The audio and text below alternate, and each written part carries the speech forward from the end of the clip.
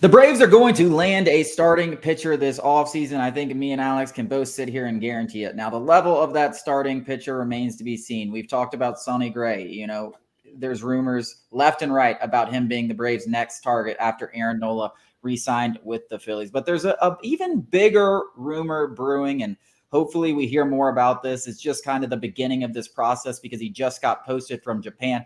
But the biggest starting pitching free agent of this entire free agency cycle is going to be Yoshinobu Yamamoto. And he's the Japanese pitcher. Unbelievable numbers in Japan, like a 1.75 ERA over 7 seasons. I mean, the guy, if you watch the World Baseball Classic, he pitched stellar against Team USA. I mean, the guy's got tremendous stuff, nasty stuff, doesn't walk batters, goes deeps in games, wins Cy Youngs over there in Japan. He is, in terms of Japanese pitchers that have come over there, the only one really comparable to him is Yu Darvish. And obviously Yu Darvish has had I would say a good career over here, nothing outstanding. But that's, the risk you bear. I mean, because he's probably going to get an 8 or 9 year deal. He's 25 years old, which is probably the most attractive part of this entire deal. And if he can stay healthy over the duration of his next contract, he could be one of the most valuable pitchers in all of baseball. But he's probably going to garner $200+ million. Every team that needs a starting pitcher and has money is going to be going after him. But Steve Phillips, a former general manager of the Mets and a current MLB insider, said the Braves are in on him. We'll see how much that interest really is. But once again, this is just another sign that the Braves have money to spend. We saw them offer a 6-year, $162 million deal to Aaron Nola. That's bigger than they've ever been willing to go. And now they're even dipping their toes in the deep waters of Yoshinobu Yamamoto, who's going to command $200+ million. So as far as money, it doesn't seem like it's an issue. But like the original report from Ken Rosenthal suggests, it's all about finding the right guy for the right dollar amount, whether that's Sonny Gray at a lesser contract or Yoshinobu Yamamoto at a bigger contract. But it looks like they're going to go after the top guys. Yeah, I think that's very clear. We've seen that now. This is the information we've been presented with, and that's the only takeaway I think a sensible person could have is the Braves are big game hunting.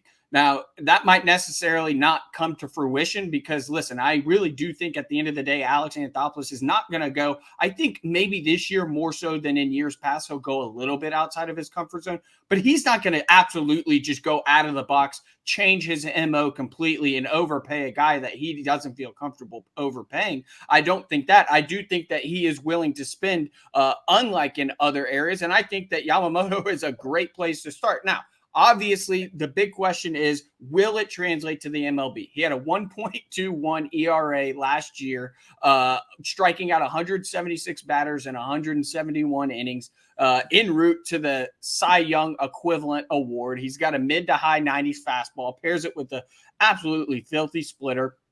And, you said it. Yu Darvish is the best example of we've had somebody come over from Japan to the MLB and how he's done. Yu Darvish was also 25 years old when he came over. In fact, he had worse numbers. Now, they weren't, extremely worse. He had a 1.99 ERA and a 0.985 whip compared to Yamamoto's 1.82 ERA and 0.935 whip over the course of their careers in Japan. And Yu Darvish had several good years immediately upon entering the MLB. Tommy John surgery obviously ended any hopes of him becoming, a real great. But I don't think, the thought should be him coming and being Yu Darvish, because I think his stuff is definitely nastier. I think it's about the durability factor in all of this. And when you give a guy like that 9 years, $200 million, and I think that's a big reason why the Braves and Anthopoulos were so interested in Nola, because he's an absolute workhorse. No, the numbers weren't as sexy as Sonny Gray's would be, but Nola's track record is he's an Iron Man. And he'll be there in the playoffs when you need him. And I think that Yamamoto, that is a question mark. You don't really know how he's going to handle the grueling season of an MLB season and then playoffs with the pitch clock. So, those are all question marks that we have. But listen, if he comes and pitches like he has in the NPB, $200 million is a bargain.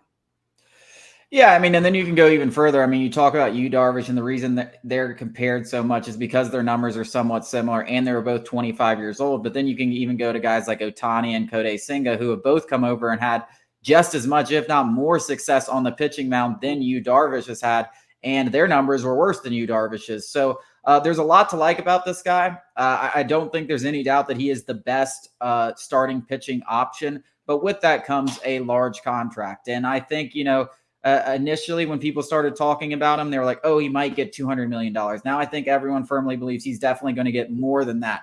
Now, will he get up to the $300 million range? So that's when these things kind of get crazy because listen, let's just be real. And we can talk about the starting pitching, whether it's trading for a guy with multiple years of control, whether it's signing a guy like Sonny Gray or Aaron Nola or Yamamoto, like everybody in the league, especially with the expanded playoffs, feels like they can compete and everyone is looking for starting pitching. There's not a single team in this league, especially when you looked at the playoffs last year. I mean, looked at the playoffs. Starting pitcher was an issue basically across the board, except for maybe like the Houston Astros. It was an issue across the board. No one has more than 3 guys, and everyone knows that injuries are inevitable. Even the Rangers, I mean, they actually had 4 guys, but 2 of them, one of them, Jacob deGrom, was on the shelf, and then the other of them, Max Scherzer, was a shell of himself. So it's just like you need 4 or 5 guys. And nobody has it. So everybody that has money is definitely going to be looking for it. So that's why these prices. So if you're going to get a guy in free agency or on the trade market, which is something the Braves have yet to do, they have yet to go out and make a big trade for a guy,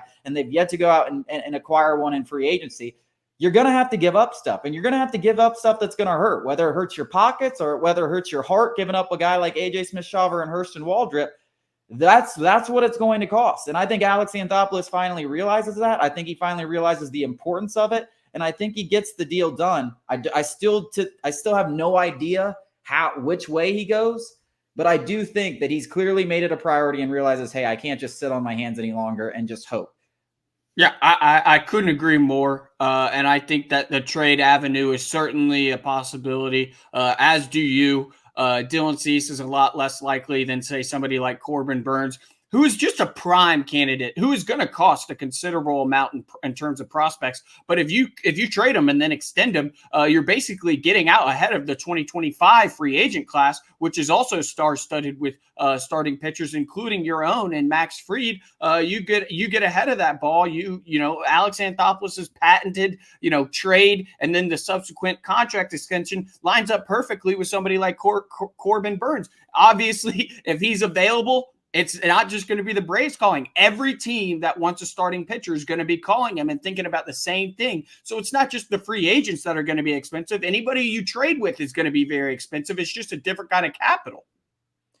Yeah, I think the biggest thing with Corbin Burns that a lot of at least Braves fans have reminded me on YouTube is that he is a Scott Boras client. Braves don't deal with a lot of Scott Boras clients. Scott Boras clients prefer to go to free agency and get their most money. So the chances of him getting an extension done prior to him going to free agency is probably less likely, which the Braves not like. They obviously, if they're going to make a move like that, have to know, hey, you're willing to sign an extension. We're willing to at least meet at the table. I don't know if that's going to happen, but there's a guy like Tyler Glasnow out there. Obviously, injuries have been a problem with him, but he's a stud starter, and he could be had for a lot less than Corbin Burns. So, like I said, plenty of options, but I do think the Braves finally stick their foot in the sand and go after one of these guys and land them. And there's another option that they just signed because apparently they're thinking about making Ronaldo Lopez a starting pitcher and stretching him out before spring training. We'll see how that works. We'll talk about if we like it, how we feel about it. That is going to come up after the break.